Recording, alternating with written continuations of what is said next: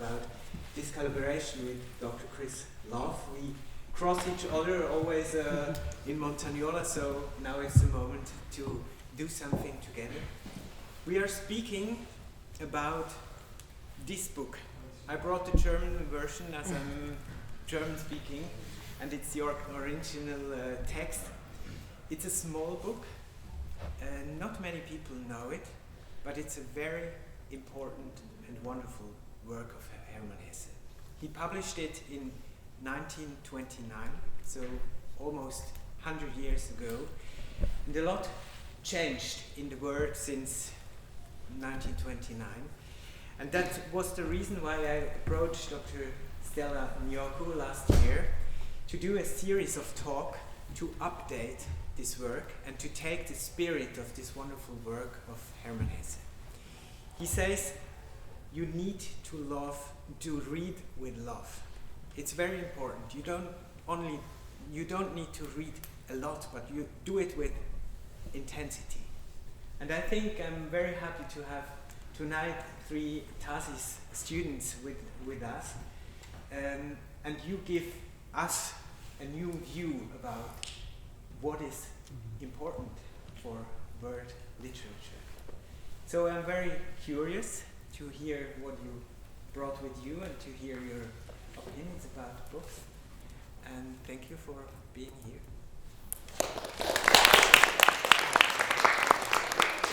I'd like to thank Dr. Henry very much for pushing this program and pushing this collaboration.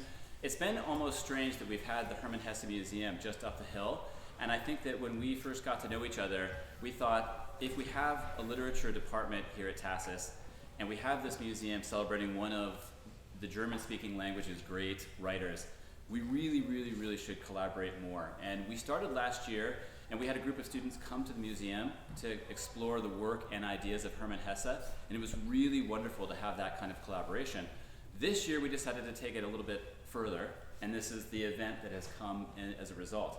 Now I have to say I love this. By the way, if I haven't met you, my name is Dr. Chris Love, and I'm really happy to be here because the class that I've taught most often here at TASIS has been world literature. And I think one of the things that I've always loved about literature, and especially studying literature, is trying to understand what it means to cross borders, across languages, across cultures. And here at TASIS, it's really one of the most amazing places to do exactly that. We have students from all over the world. They traverse languages and cultures at all times and very comfortably. So to have this opportunity to really investigate what it means to love a book is wonderful. And I think that's one of the things that we talk about. When you might have noticed, if you're a student of mine, that I've talked about Dante here and there. But one of the things that I love about what Dante talks about in the comedy is the danger of worshipping intelligence. And he talks a lot about how we need to move beyond that worship of intelligence and kind of assume a greater love. And I think there could be no greater love for us tonight than the love of these books that we have on the table. I will say this: there's a cruel aspect to tonight's event, and the cruelty comes from what I was forced to do last night, which Dr. Henry, this was his mission, forced us all to choose our favorite work of literature. First of all, our favorite canonical work, a work we all know, the big names. That was fairly tough, but the next mission was also very tough. It was your favorite work that other people might not know. So I will blame Dr. Henry for not sleeping as much as I wanted to last night, because I kept on waking up and changing my mind again and again. And in fact, I will admit to you all that I biked home just before this event and then changed my mind one more time. And I hope now that I can just stick with what I have. But what I'm really excited about is that we have 3 students that have been studying here at TASIS for quite a long time. They've been students, 2 of them have been students of mine for 4 years and 1 for 2 years. I don't want to embarrass them, but I will say they are extraordinary readers and writers. And I think it's a privilege to have them here on stage. All 3 of them traverse multiple languages. And I think when they study literature from a perspective that is not tied to any single language, and that is wonderful. I've gotten to know their writing over the years, and it's a cliche for any teacher to say, I learned from the students. Teachers do say this, but I legitimately have learned a lot from all three of them. So it's a pleasure to introduce them to you. So I'm just going to go across the table here, and then I will introduce, I'll say a little bit more about Dr. N'Djoku. Giada Giuliani traverses 3 languages. She speaks English, Italian, Portuguese, actually 4, and French. And so she has done an extraordinary amount of work in honors world literature, honors 9th grade literature, and IB literature. I'm really eager to see what she has chosen. I'm not going to look, I'm going to hide that.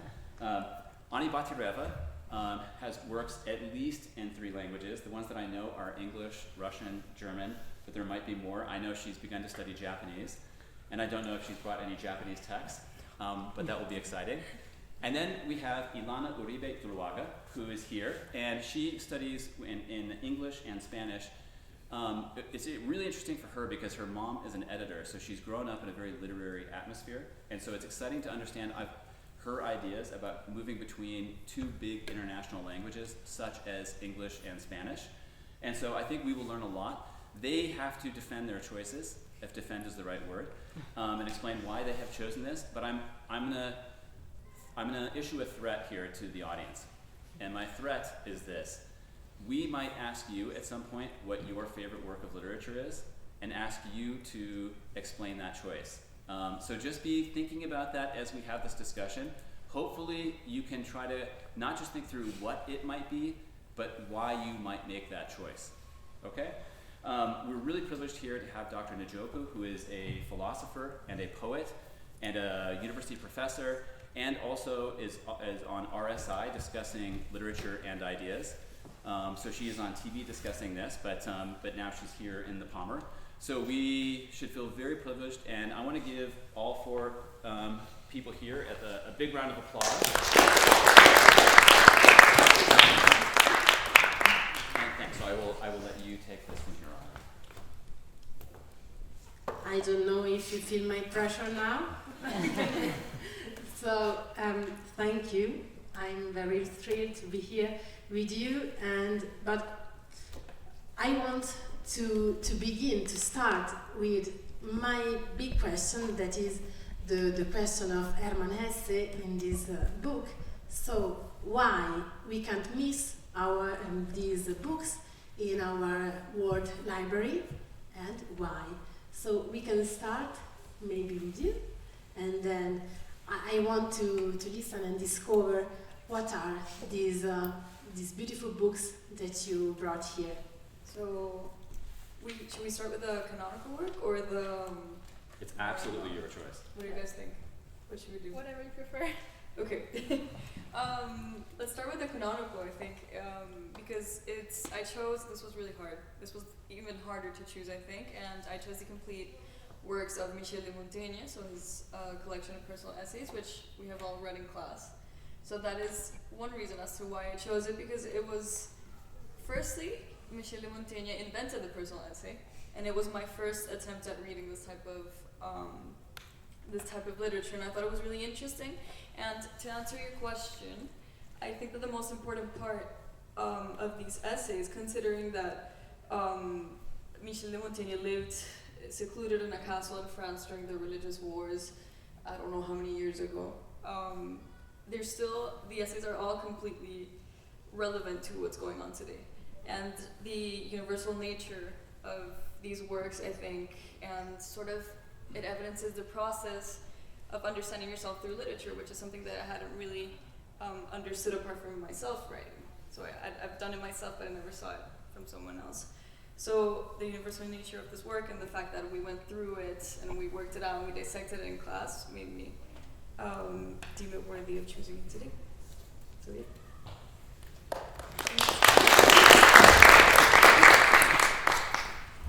So for my canonical work, I chose Fyodor Dostoevsky's Crime and Punishment, and I did my extended essay on this novel.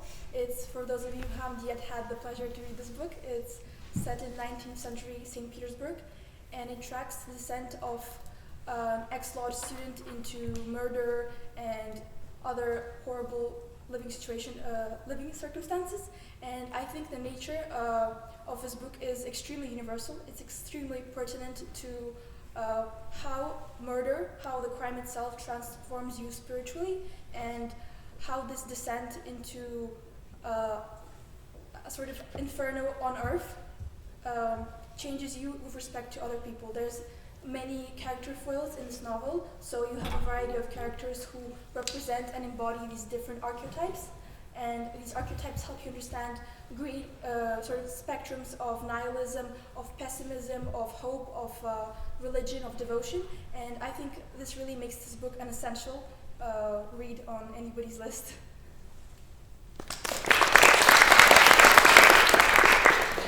For my first work, I chose the Inferno, which is famously by Dante Alighieri, and it's the first part of the Divina Commedia.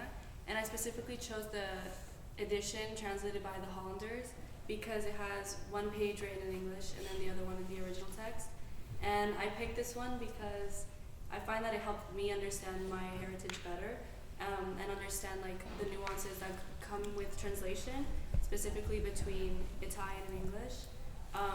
And so I think that being able to compare them both while reading at the same time is something that you don't get to do often, and which is why I chose this edition and this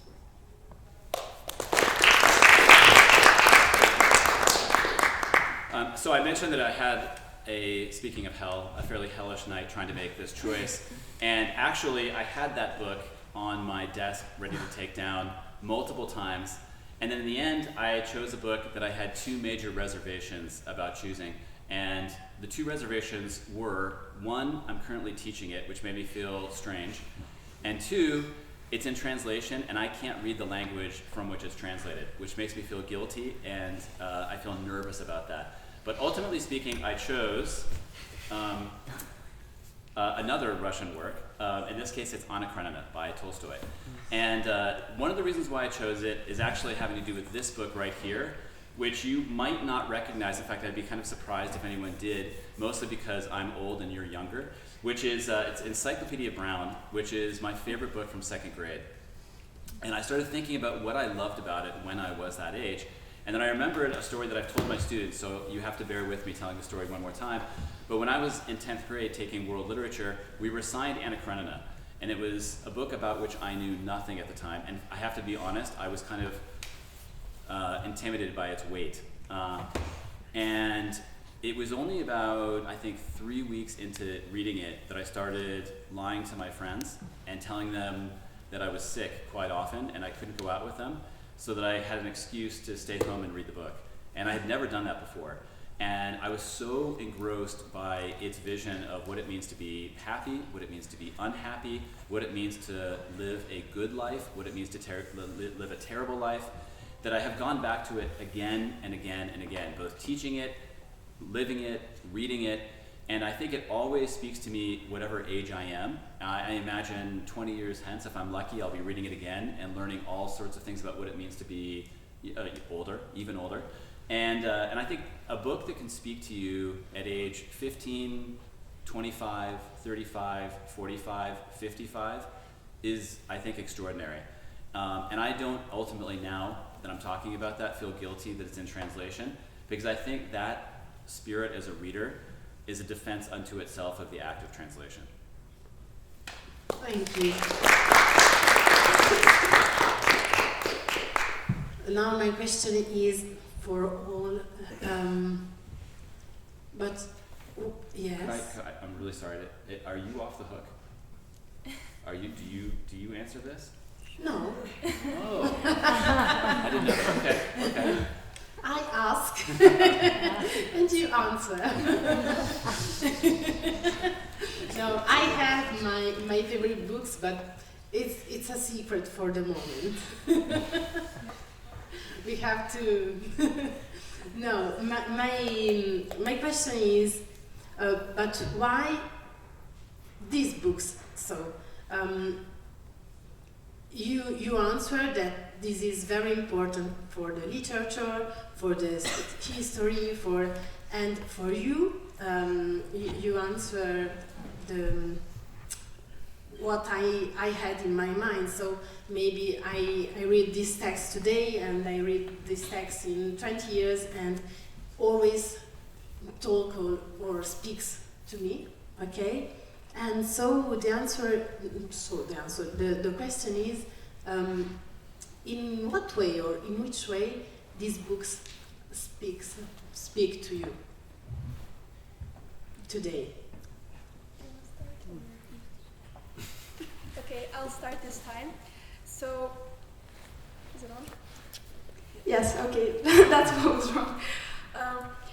This book is truly terrifying because whenever we imagine villains, murderers, we think about someone who is wholly evil, who has no thoughts, no compassion, no moral compass, and a complete absence of any markers or principles.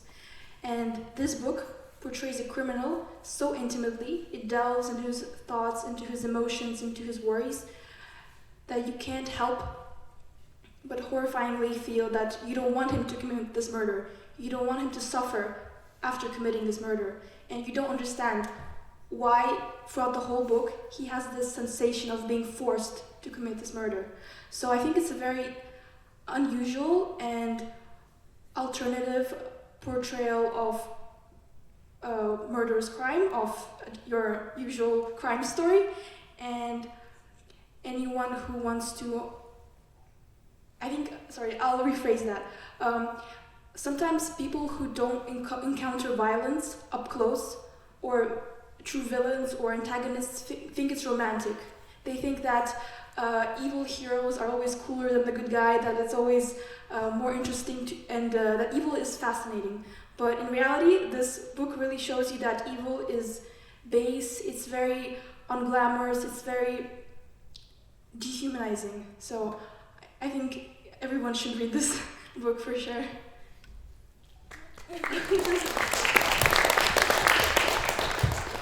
For me, I chose it because personally, I feel like it's a bit of a cultural rite of passage to read it, and I've been introduced to it like all of my educational journey.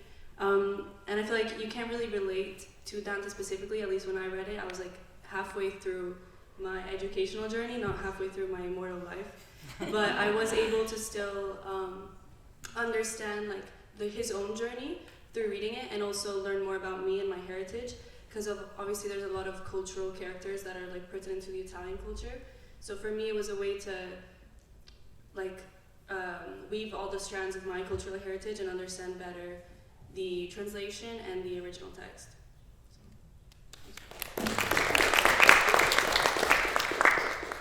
Okay, so I have a more interesting answer for that question with my other work. But in this case, I think that my connection with Montaigne obviously started off in the classroom with all of you guys. And I must confess that initially it was extremely hard to read. And I did not want to open this brick of a book. But then as I did, I noticed that it came from an academic assignment, and then I understood that since it has so many essays on so many different issues, education, one that really marked us, with Giada in particular, she talks about it a lot in class, is to philosophize is to learn to die, of custom. I even used this for my an oral examination I had for the IB. And then I understood that I haven't read all of them, firstly, so I'm not done. And second, I understood that this book was gonna accompany me for the rest of my life, probably. So it can be sort of a compass, or sort of this little moral and philosophical toolkit that I'm gonna be able to carry with me throughout the rest of my life. So it started off as a taxing academic situation, but then I understood that it was more than that. So that's my personal connection to this work, I think.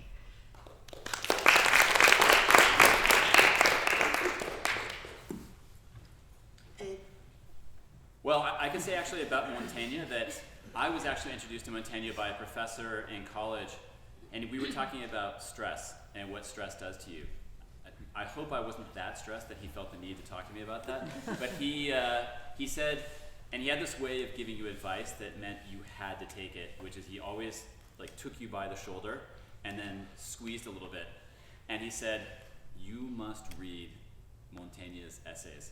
And so I did, and I just took it out. It wasn't for school, but I just read them one by one. But I've had it basically next to me for almost my entire life since undergraduate years. And I will say this, that anytime I start to feel overwhelmed by what comes at you from life, Montaigne helps you find a different perspective and a calmer perspective that is, I think, rare, and I do love Montaigne for that. But I think also Tolstoy, to answer the question about this work, I think one thing I've found is that Tolstoy has this wonderful mission, which is to be as clear as he can about how we feel and why we feel. He doesn't care about fancy language. He's trying to find absolutely the most precise and beautiful term for whatever that is. And I think having that kind of honesty about who we are as human beings is really, really refreshing, and I like to come back to that honesty often. And Tolstoy also was very aware of how our perception of what others want distorts our life in very bad ways. And I think that we go after things often in life that are not the best things, but we feel a kind of pressure. And I think Tolstoy has this lens of that landscape that's really, really, I think, articulate and nuanced. There's nothing didactic about it, because that's the great thing about a novel, is that you don't have a person teaching you, you don't have a person indoctrinating you, you just have someone telling you, this is what life is, and think about it. And Tolstoy does that, I think. Thank you. I know that you have another book for me. Because this library today will be the biggest library in Ticino, because we have three books, so maybe we can switch to the new books. Okay. So this is the more, let's say, unconventional one in this side of the world, because if you talk about this in Latin America, it's almost a sort of Argentinian Bible, but I'll be talking about, it's called Rayuela by Julio Cortázar. In English it's translated into hopscotch, so the work is called Hopscotch. And to sort of give you a little context, it talks about the life of this man it was an Argentinian intellectual called Horacio Oliveira, and his very, very bohemian life in Paris, and his relationships, particularly his relationship with La Maga, and his sort of path towards truth and identity and meaning. And he's an interesting character. He's very empathic to everything that goes on around him. And I could keep going for at least 3 hours.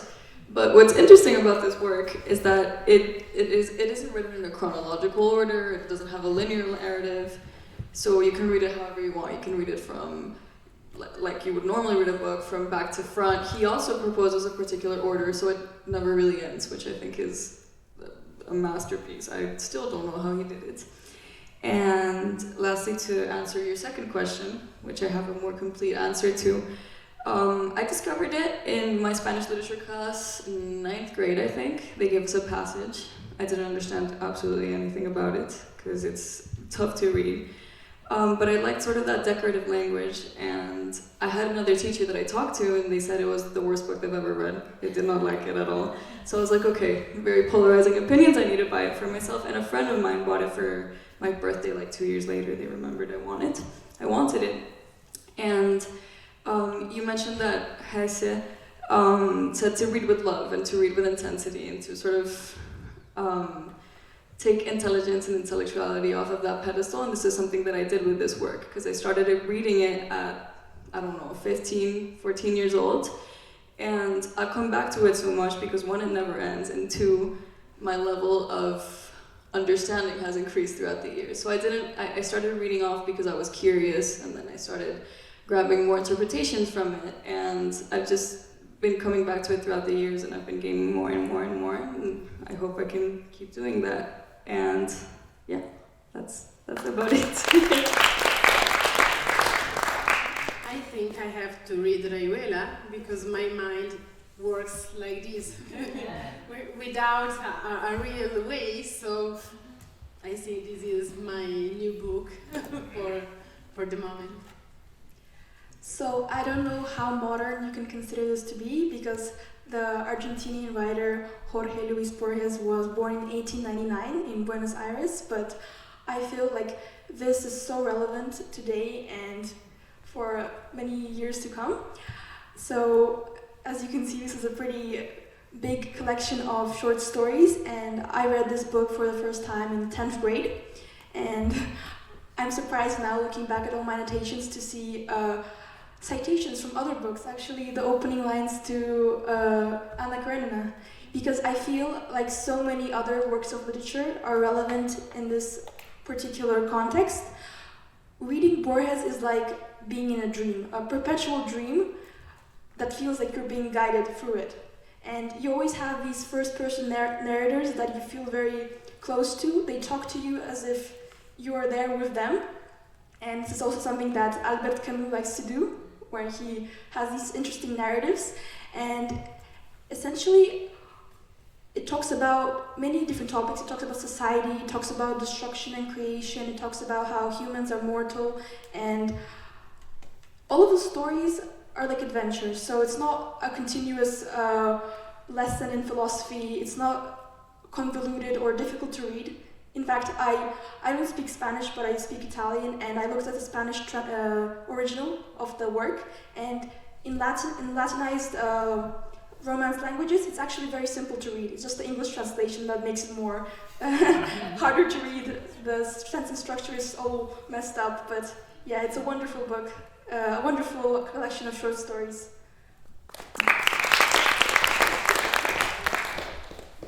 For my second work, I chose Cormac McCarthy's The Road. And Cormac McCarthy is an American novelist, playwright, and screenwriter who was born in Providence, Rhode Island, and in 1933. And he actually won the Pulitzer Prize for fiction with this novel. But basically, it tells a story of a post-apocalyptic journey of a father and son who are traversing this very barren landscape, fraught with like danger, desolation, like cannibalism, and all these terrible things. And what I found the most interesting with this book is how it's written and the form it's written. It's very simplistic, it's very empty, and you can even see it just like going through the pages. There's like a lot of empty space. And so what I found the most interesting was how form was creating meaning, and how it was more than just the meaning in the content, but it was actually the way it was written and the structure of the sentences and the lack of adjectives and how stripped of like accessories it was that I found the most interesting. So yeah, that's why I picked The Road.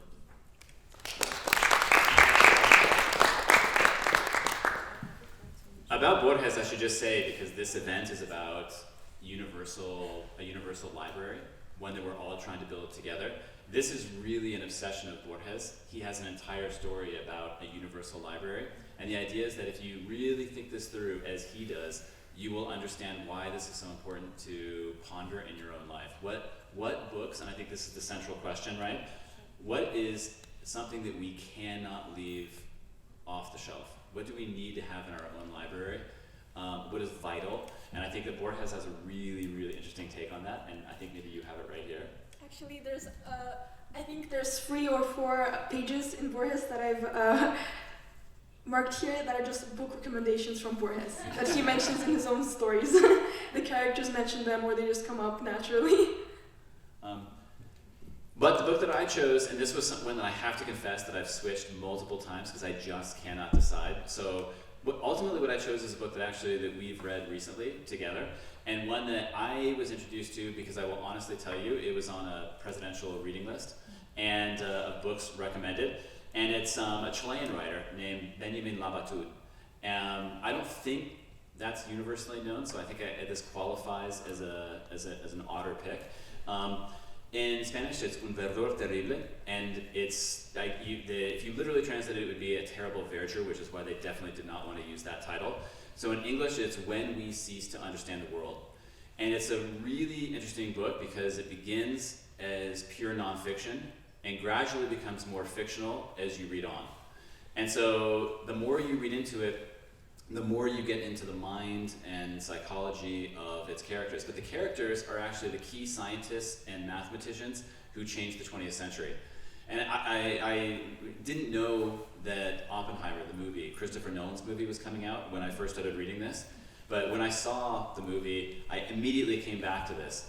You can see actually this is kind of the beginnings of an ash cloud. This is the cover from a nuclear explosion. But it does talk about Werner Heisenberg and some of the key scientists who created the atomic bomb. But what's interesting about it is it's trying to understand the ways in which what we do in our lives, and especially at the highest level of science and math, often have consequences that you would never imagine.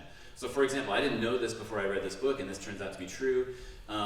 Cyanide, which turns out to be one of the most evil substances of the 20th century, and one that of course horrified us during World War II, was invented because scientists were trying to search for a more beautiful blue. So cyan was what the mission was, and there's a whole sequence in this about how these scientists were working together to imagine this beautiful blue color, and suddenly what we have is cyanide. By the time you're done, you are astounded by how many of the horrors of the 20th century were originally conceived of and pursued as these honorable, beautiful pursuits. And I think that because the subjectivity increasingly intensifies over the course of the novel, we understand the human experience of discovery, but also the blindness of that discovery.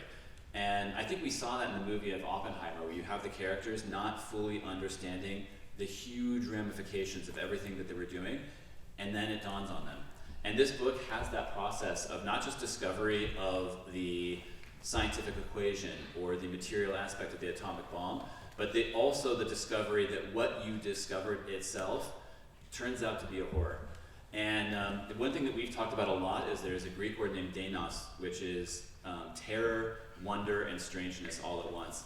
And I don't think of that word as often as maybe I should when it comes to the 20th century, but this novel, When We Cease to Understand the World, very much details that in really powerful ways.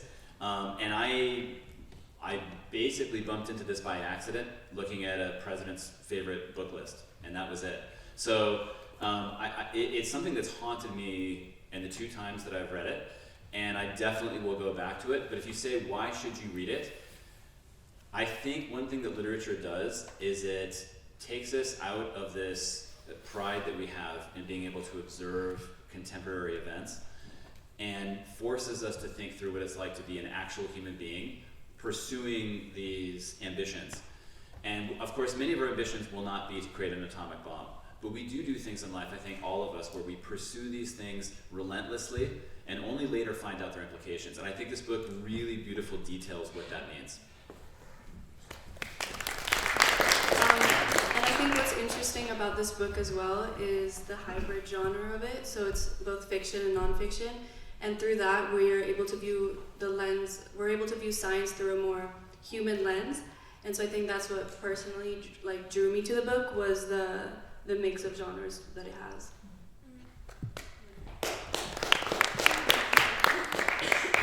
Thank you.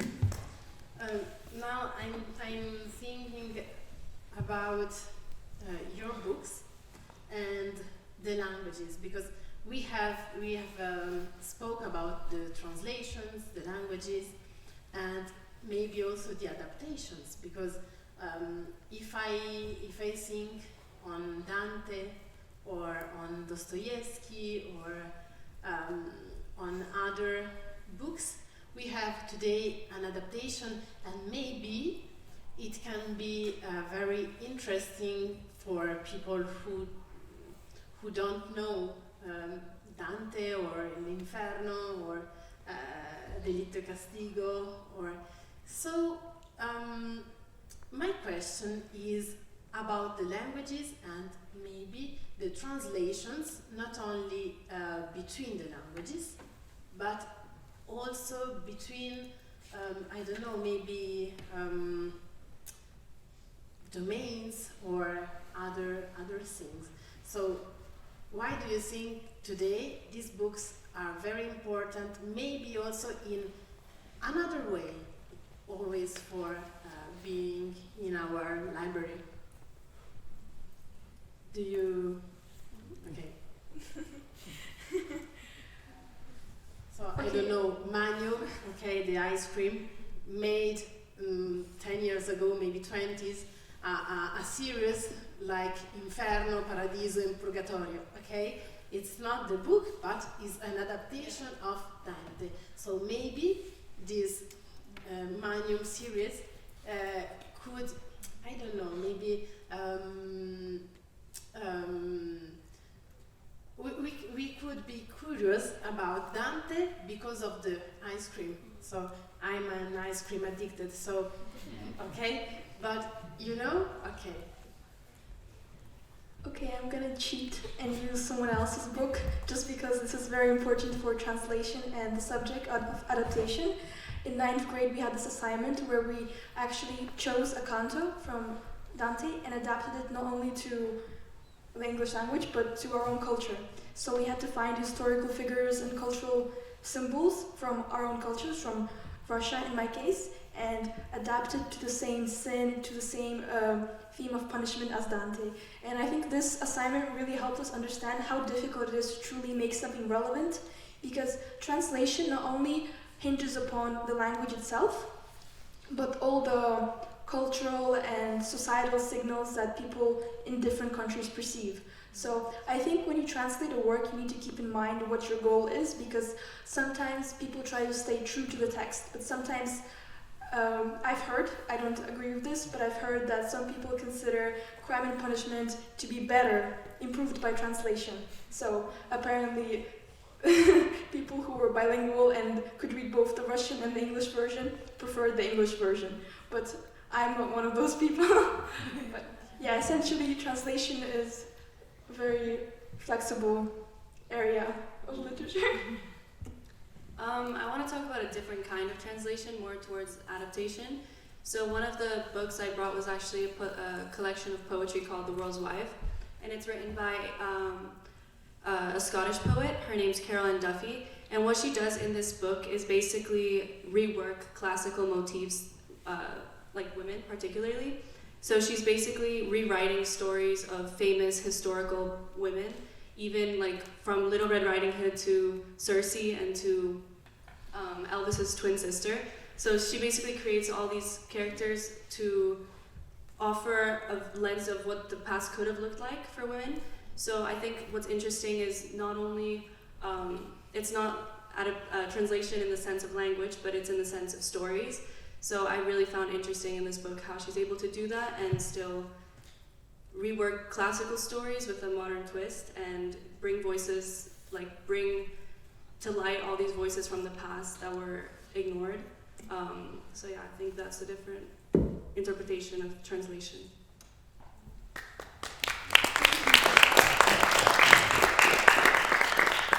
So we've been talking about translation this week, and I've always been a really strong hater of translations.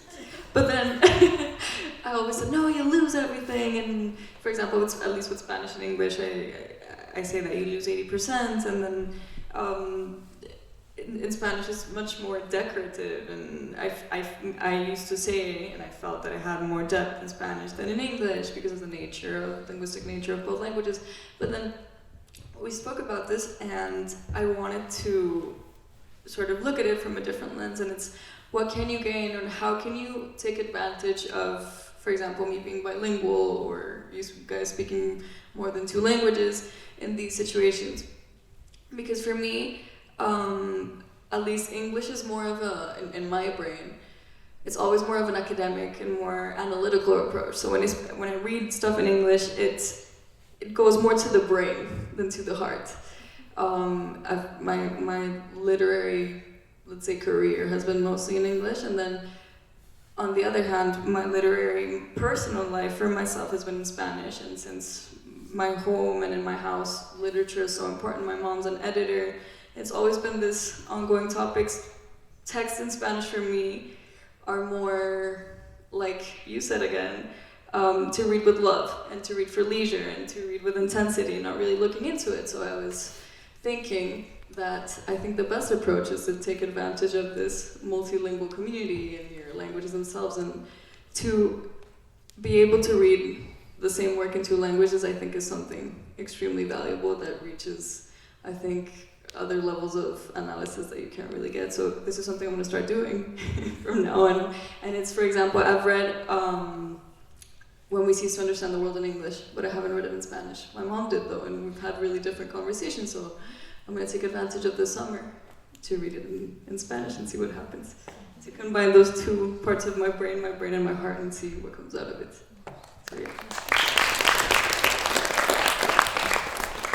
This is a very interesting answer, because for me it's the same, because my father, his language is Lingala, is a language from Congo, but I can't speak really good Lingala, but I can sing in Lingala. But and when I'm hungry, not hungry, angry, yes, so anger. So when I'm hungry, I speak in French, and when I'm very, I don't know, sensitive, I speak Italian or Spanish. But Spanish, I learn Spanish with the telenovelas, so it's a very, a very dramatic Spanish. And this is very interesting, because also with the poetry, and then I know that they have some poems for us, but it was the same, because with my translator, I had a poetry with Dente di Leone e Soffione, but for my translator was Dandelion and Seeds, because the part of Soffione in English doesn't exist. So I also can feel this sensation, we can say that. But now it's your turn, Chris. Well, maybe I'm in a different situation than I think they are, in the sense that for me, languages are always work. So when I read in other languages, it's a big effort for me. I don't flip between languages, I think, like everyone else at the table. So for me, I'm constantly working hard to look up words, understand what I'm reading. I do it and I love it, and it's a struggle. But I will say one thing that with Dante that came up was when I started trying to make my way through Dante in Italian, it really was a struggle the first time, and I had to look up a million things the first time I read it. But one thing that became evident was that I couldn't believe how often I had to go through these huge footnotes to understand one reference. And so because I think sometimes within Italian culture, so many of the people in the Inferno, in Purgatory and Paradise, are fairly well known. I think there's kind of a vague association with some of the big figures in the epic that doesn't exist if you're, well, let's say, from California like I am. So when I started reading it, I started doing this natural exercise of translating, where I thought, so Brunetto Latini, who was that in my life? Or I would kind of think of a figure and try to, like, naturally, I had to figure out who it would be. What politician would be like Filippo Argenti, or what kind of figure would represent anger, or any of these figures. And I found that nothing meant something to me until I could kind of translate it into my own world. And I think that sometimes we don't ask the question, not just what books do we choose, but even just why do we read and teach older books, right? I think sometimes we take it as a given that classic literature is valuable. I think it is, and I firmly believe it, but I also think we do ourselves a disservice by not asking ourselves why. And I think the process that when I went on the other side of fighting my way through Dante the first time and thinking through what it all meant in my context, then I started to understand Italy of the 13th century in a way I never could have otherwise. It was like when I went from the Guelphs and the Ghibellines to the Republicans and the Democrats, then suddenly when I went back to the Guelphs and the Ghibellines, I had a huge investment in what that meant in a way that would otherwise just be pure estrangement. And so that's why I created the assignment, is because I wanted to recreate that, I think, for students as a way to think through the process, the natural translational process of reading.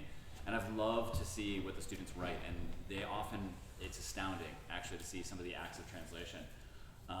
And I remember one moment from years ago where I was teaching a student from Libya, and we were talking about tyranny from Canto 10.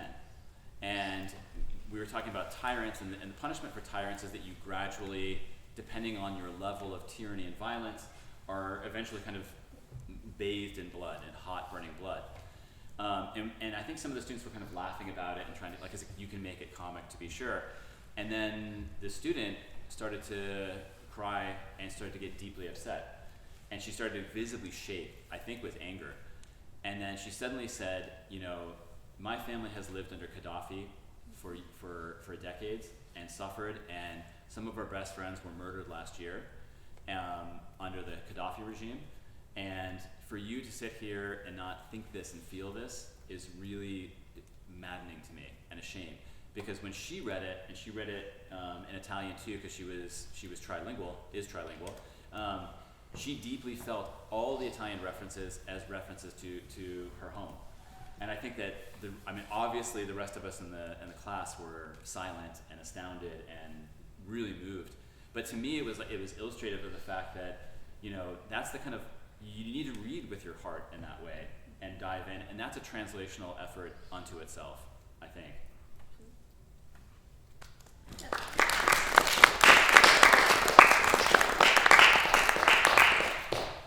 Maybe it's time to read something. Have you some poems, some pages? Do you have something for us?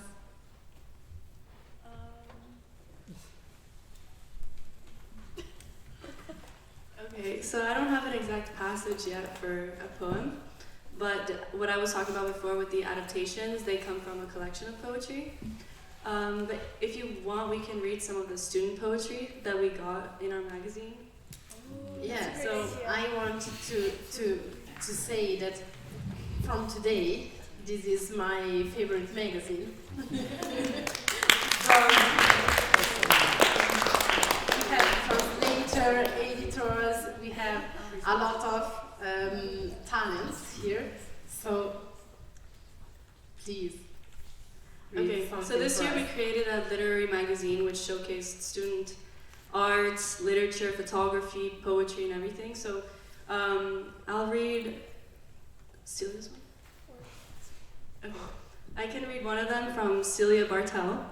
And she wrote, I strive in hopes of becoming the best, all for my app, the ultimate contest. A good uni is all that I require. The ones in Cali are where I aspire. I dread a trivial occupation, afraid of enslavement to office life, praying it's not my permanent station. With this all cause a familial strife, an office seems like haven for Hades, so I obsess to obtain the best grades, cram my brain without the chance to protest, I live according to each single test. Good scores, the sole source of my elation, not the life for God's greatest creation.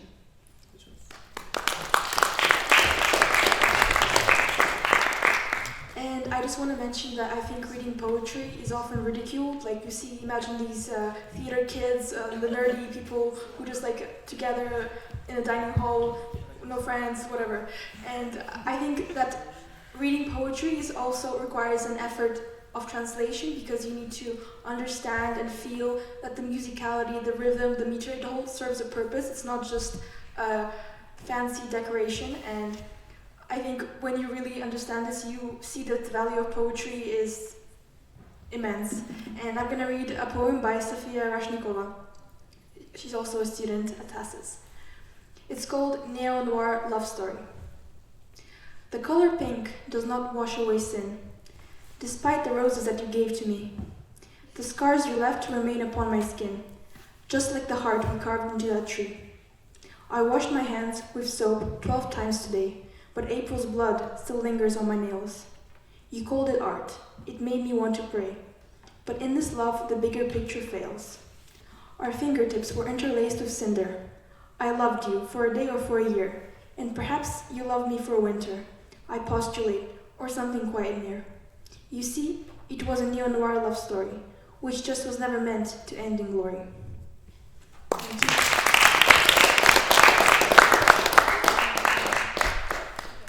Very beautiful points here. And this poem, I loved you for a day or for a year, bring me to my favorite authors, not books, because I have to to ask and not to answer, but I really love the poems of Pedro Salinas, of Mariangela Gualtieri. So my first question was, what are the books we can't miss? But my answer is, what are the authors that for me are very interesting? Or for me, they were like schoolmates, okay? So in my high school I had Catullo, I had Euripides, because I worked on Alcestis, on Orpheus, and then in my for my graduation I had to study a lot of Shakespeare. So I love Shakespeare and his poems. And then I have my favorite two authors. They are Luis Sepúlveda and also Antoine de Saint-Exupéry, because of this lovely language, this tenderness, this. So I think that when you told about the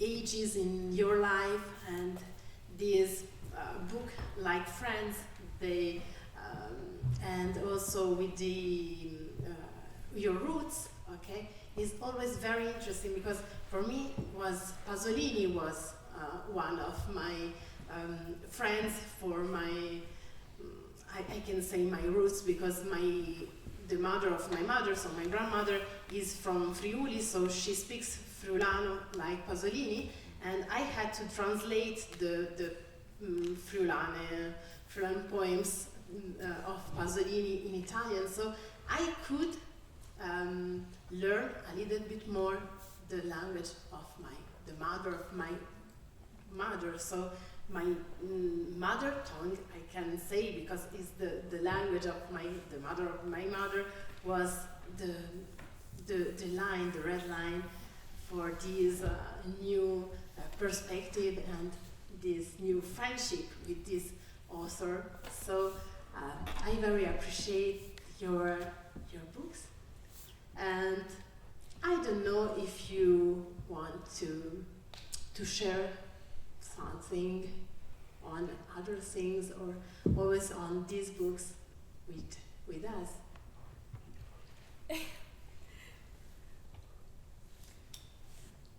I actually couldn't bring my favorite book of all time with me today because Yeah. I don't have a physical copy, but it's actually The Stranger by Albert Camus.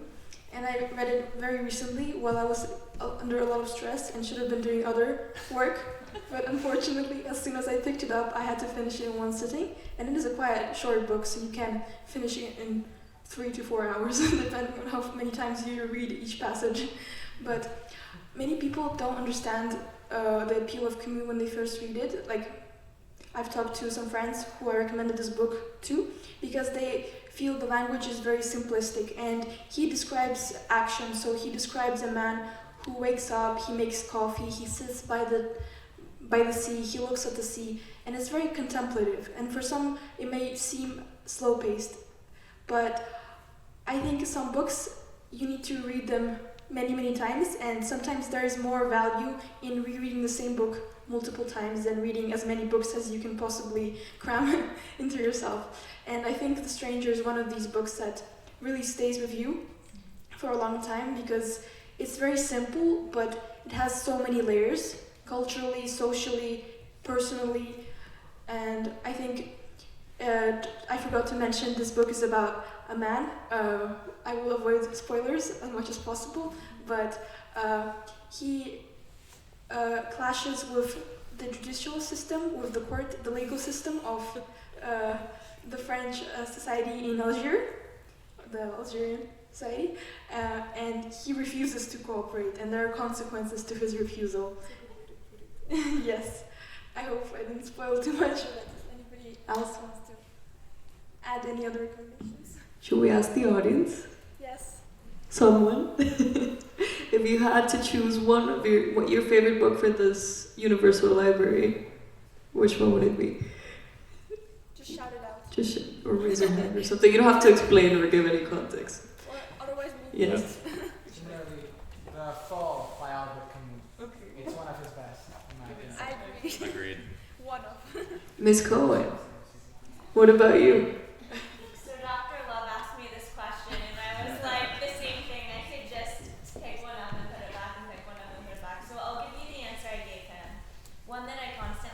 to is Dumas' The Count of Monte Cristo.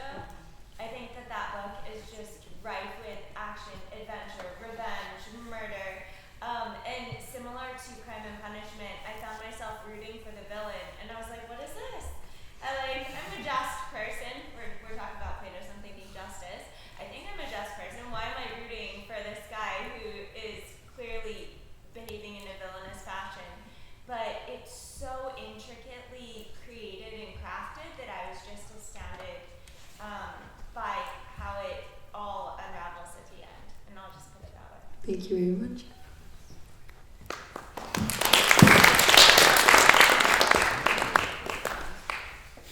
I think like in terms of books that have just like completely changed the way that I see the world or like that I live, I really think that the Republic of Plato really changed everything as somebody said it would. We have 2 new words from Amaya thanks to that book.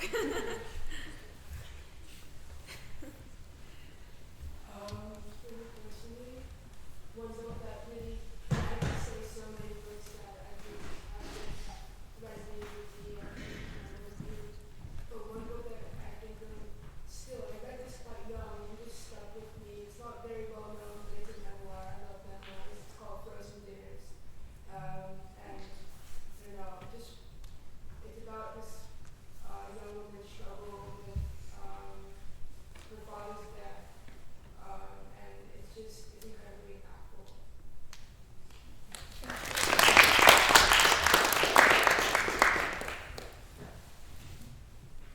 This side of the room is really quiet so far. We might have to point at people if people refuse to. Honestly, I feel like choosing a favorite book was really hard for a book like this year, specifically since we're doing it right now in English, is The Republic of Plato. And I feel like in the classroom, just the discussions we've had about it are so interesting. And I feel like it really puts any like perspective on seeing things and like the idea of like justice in ways like just and unjust.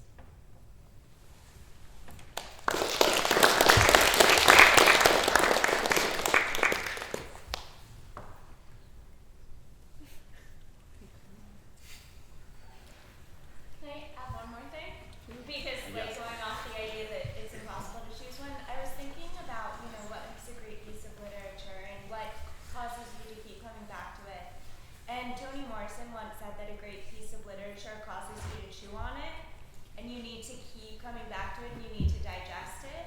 So she's one of my favorite authors because when I first read her book, Beloved, I was completely lost. I had no idea what this woman was talking about. I hated the book, but then I came back to it. I was like, oh my gosh, she's a good writer. And then I came back to it. I was like, oh my gosh, she's a great writer. And I came back to it. And I said, she's the most beautiful writer I've ever read. So I really had to go back to it and digest it and appreciate it. And I feel like that about all of her literature, but I'll give a shout out to Song of Solomon because that's my favorite.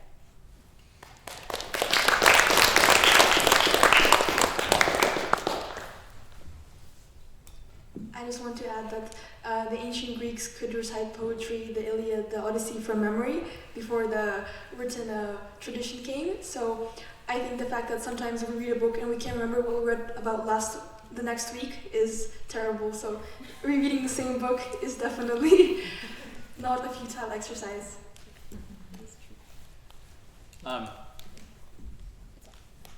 One expression that I loved came up in there's a novel by Samuel Beckett, and this is going to be, I'm going to be guilty of faulty memory because I can't remember which novel it was in.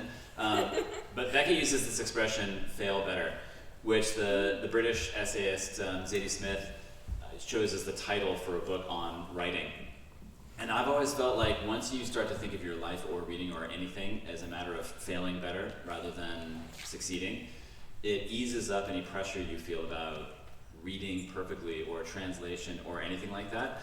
And so I just wanted to get that in there because I wanted to say it before, but I like this idea of failing better as you try to translate in your mind when you read books. And I love that expression. One thing I was just curious about is, just because I felt so much anxiety by what you made me go through in trying to choose these books, I was just curious about why we feel a certain kind of anxiety when we choose our favorite books. or movies or music or whatever it is, I think people tend to feel an anxiety. Thus, I can see certain people looking nervous in the front rows here, worried about making that contribution. But I was wondering, I think that part of the reason why as I'm thinking it through, is it feels like you are going to betray, in some ways, the other books. And that's what I kept on feeling, is that's why when I went to bed last night, I would go to bed and then I would certainly start feeling guilty, like I had betrayed the other books that I hadn't chosen. So I got up and I chose the other ones as a way to do that. That went on 3 or 4 times, and I finally said, I'm a sad human being, I must go to bed. But I would be really curious, because I know that I would love to know this. What book surprised you in life the most? What book came to you and brought you to, kind of surprised you about what vision it had the most in your life? And maybe I can pick someone at random right now. Yes? Yes, I was waiting patiently, to dissolve this intelligence. And first of all, I have to say thank you very much to my sister for this invitation. And my ex-teacher, Dr. Love. I was always, I'm known at Dr. Love's class for weird input. And like right now, I will do the same. I think the book which surprised me the most was Liar's Poker by Michael Lewis. And I actually started reading it after I convinced myself that I'm a poker god, and my sister beat me like 5 times in a row. Yeah, it's true. And actually, funny enough, while I was reading this, I realized that out of randomness and out of this complete chaos, actually emerges art. That poker, like maths, at a very high level, is art. So actually, after listening to you, so far, I just realized that each and every single one of you at this table, I would continue listening, and I would be actually very curious to hear more from you, as your interpretations of those books is the art, is the art itself. Thank you. Thank you very much.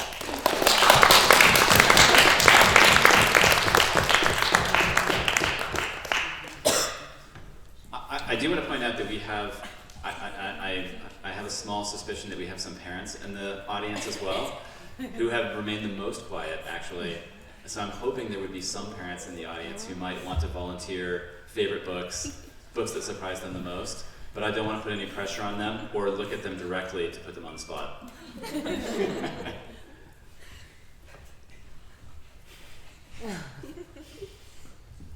I hope you're not referring to me. I would never, of course. No, but take it. So it's a very difficult exercise, I think, to go through all the books now in 1 second and find one. I think the most common, congratulations to the panelists. I think the most common thing I have is I have all these big books, but I don't read them. But I don't know if I'm ready to do it. But as you said, failure maybe it's something that you remind you or you can learn from. So I have one book from, it's a very controversial book, The Delitti delle Pene. So it's the history of it's the father of criminology. But so I wanted to study criminology, and then I dropped it. And that book always follows me. So I always have it in my office or in my house. So that's a reminder of not maybe falling into that trap. Have you read Honest Choice, Crime and Punishment? No. Well, I read them. Giada, can I task you with making sure that he knows that I will keep my homework. Okay, you've been assigned. Thanks. Yes.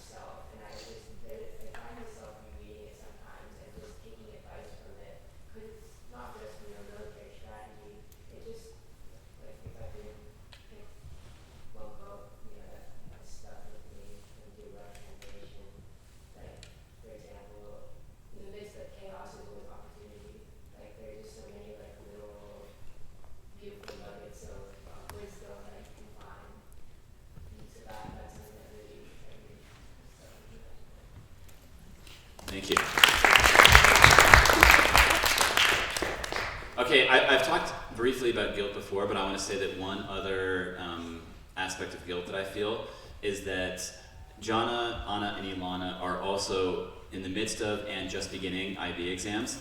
So organizing the event now and having them come here was even more generous with their time and their ability to do this. So I just want to say that I don't want to drag this any longer than it needs to be. I think this was really wonderful, and this is the kind of conversation that I could do for the next 24 hours straight.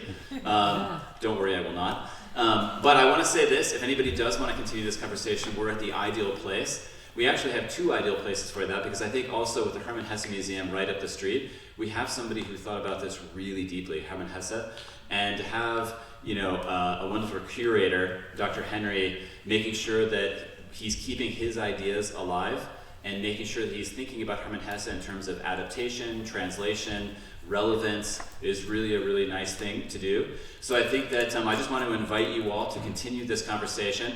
If you felt a little bit nervous or shy or put on the spot about trying to contribute your favorite book, know that I will come to you personally at some point over the course of the next year and make sure that you do. Please tell us your favorite book and favorite surprise, especially those of you, I will see you tomorrow, for example. But I also want to thank everybody here in the audience for coming to join this, because it really, I know it was generous of you to share your time with this and to come, so I wanted to thank everyone here. I really also would like to thank Dr. N'Djoku for hosting and moderating. And we want to extend all my gratitude to Giada, Anna, and Ilana, because it is not easy at any point to be in front of an audience and share some of these thoughts. To do so in the midst of IB exams is even more extraordinary, but I think that I can definitely tell you that what you heard from them is something that I hope you will remember, because I find those to be extraordinary thoughts, and I think I want to express the audience's gratitude as well for sharing those ideas. So thank you very much.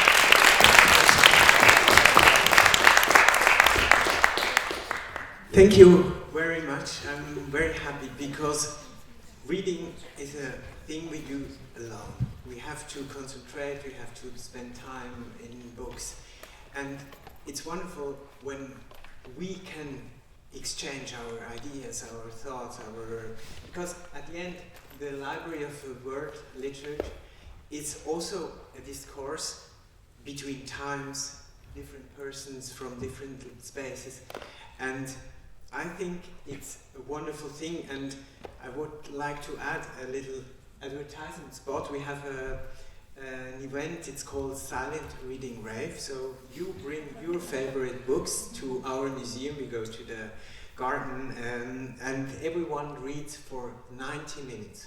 And then we go to our coffee, and we explain what we read, what was fascinating, what was not nice, what we would write differently. So we have flyers at the exit.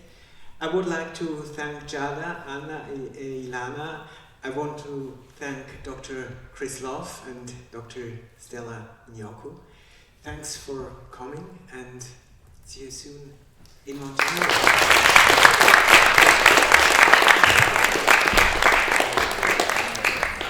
As always, I want only to thank you for...